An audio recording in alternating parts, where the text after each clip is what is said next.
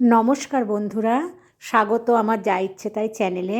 আজ আমি তোমাদের সঙ্গে শেয়ার করব নিরামিষ ঘুগনি, যেটা খেতে খুব সুন্দর হয়। আর এর টেস্টটা এত ভালো হয় সেটা বলার না। তাহলে চলো আমি রেসিপিটা তৈরি করি, তোমরা আমার সাথে থেকো বন্ধুরা। দেখো, এখানে এই মটরগুলো আমি রাত্রিবেলায় ভিজিয়ে রেখেছিলাম। আর সকালবেলায় আমি একটা প্রেশার কুকার নিলাম, আর ওই মটরগুলো ভালো করে ধুয়ে জল শুদ্ধ আমি প্রেশারের মধ্যে দিয়ে দিলাম। এবার প্রেশারের মুখটা আটকে আমি এটাকে গ্যাসে চাপিয়ে দেব, 3-4টে সিটি দিয়ে নেব। এবার আমি দেখো এখানে মশলা নিয়ে একটা বড় আলু টুকরো টুকরো করে কেটে নিয়েছি, 1 চামচ ধনে গুঁড়ো, 1 চামচ জিরে গুঁড়ো, 1 চামচ লঙ্কা গুঁড়ো, আদা গ্রেট করে নিয়েছি খানিকটা, আর একটা বড় টমেটো কুচিয়ে নিয়েছি। আর এদিকে দেখো মটরটা সেদ্ধ হয়ে গেছে। দেখো, চাপ দিলে সেদ্ধ হয়ে গেছে, গলে যাচ্ছে। এরকমই ঘুগনির মটরটা রাখলে বেশ ভালো লাগে। গ্যাসে আমি একটা কড়া চাপিয়ে দিলাম। কড়াই এবার আমি খানিকটা সর্ষের তেল দিয়ে দেব। দেখো, আমি খানিকটা সর্ষের তেল দিয়ে দিয়েছি।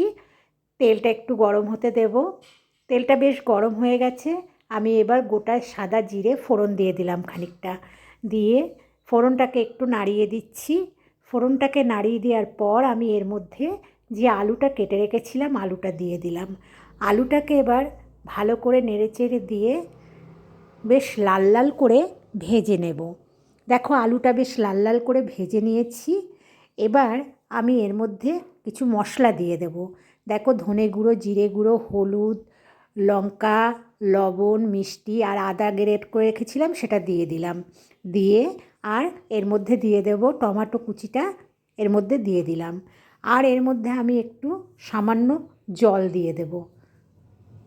এই মশলাটাকে আলুর সঙ্গে ভালো করে কষে নেব। দেখো, বেশ যতক্ষণ তেল না ছাড়বে ততক্ষণ এটাকে সুন্দর করে কষে নেব। দেখো, বেশ সুন্দর করে কষে নিয়েছি। আর এদিকে আমি একটা বড় আলু সেদ্ধ করে রেখেছিলাম, এর মধ্যে ভেঙে দিচ্ছি। কেননা এর মধ্যে পেঁয়াজ রসুন বাটাটাটা পড়বে না, গ্রেভিটা সেরকম হবে না।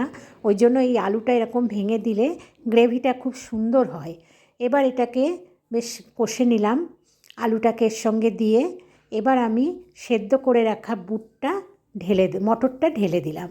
দিয়ে এর মধ্যে আমি পরিমাণ মতন জল দিয়ে দেব। দেখো বন্ধুরা, পরিমাণ মতন জল দিয়ে দিয়েছি। পরিমাণ মতন জল দিয়ে দেওয়ার পর এটাকে ভালো করে নাড়িয়ে দিয়ে আমি এটাকে ঢাকা দিয়ে দেব। 5-7 মিনিট এটাকে একটু হতে দেব। 5-7 মিনিট পর দেখো, ঝোলটা অনেকটা কমে গেছে, বেশ সুন্দর কমে গেছে, গ্রেভিটা সুন্দর হয়েছে। এবার এর মধ্যে আমি দিয়ে দেব 1 চামচ টমেটো সস, যেটা দিলে ঘুগনির টেস্টটা দ্বিগুণ বেড়ে যায়। দেখো, এই টমেটো সসটা আমি এর মধ্যে দিয়ে দিলাম। দিয়ে সসটাকে ঘুগনির সঙ্গে বেশ ভালো করে মিশিয়ে দিলাম। শেষে বন্ধুরা দেখো, আমি এর মধ্যে দিয়ে দিলাম কিছুটা ধনেপাতা কুচি। ধনেপাতা কুচিটা দিয়ে ভালো করে নাড়িয়ে দিয়ে আমি এটাকে 2-1 মিনিট ফুটতে দেব। গ্যাসের ফ্লেমটা লো ছিল, এবার একটু আমি ফ্লেমটা বাড়িয়ে দিলাম। দেখো, ফ্লেমটা বাড়িয়ে দিয়ে বেশ 1-2 মিনিট ভালো করে ফুটতে দিলাম। ভালো করে ফোটানোর পর এর মধ্যে শেষে আমি গরম মশলার গুঁড়ো দিয়ে দিলাম 1 চামচ। 1 চামচ গরম মশলার গুঁড়ো দিয়ে দেখো ভালো করে মিশিয়ে দিলাম। ঘুগনিটা আমার হয়ে গেছে, গ্যাসটা অফ করে দিয়েছি। এবার এটাকে ঢাকা দিয়ে আমি 2 মিনিট রেস্টে রাখবো। তারপর তোমাদের আমি সার্ভ করে দেখাবো। দেখো, সার্ভ করার জন্য একটা পাত্রে নিয়েছি। আর দেখো কত সুন্দর দেখতে হয়েছে, আর গ্রেভিটা কত সুন্দর হয়েছে।